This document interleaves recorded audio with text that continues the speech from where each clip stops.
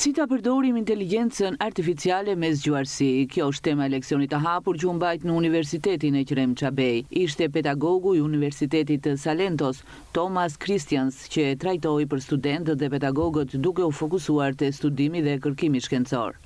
For studies and research.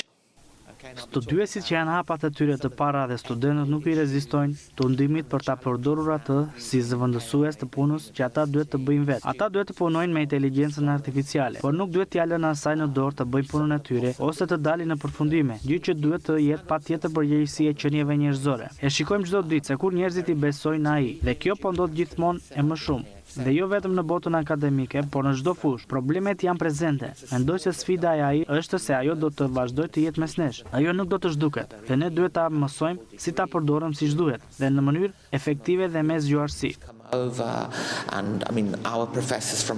Gjatë fjalës së tij, Christians dha edhe arsyet pse kërkimi tradicional duhet të mbështetet tek aftësitë njerëzore dhe jo tek inteligjenca artificiale. Artificial intelligence. Problemi më i madh, dhe kjo lidhet me studentët dhe studiuesit, është se ajo të jep çfarë të duhet, dhe kërkimi shkencor nuk është gjithmonë kështu.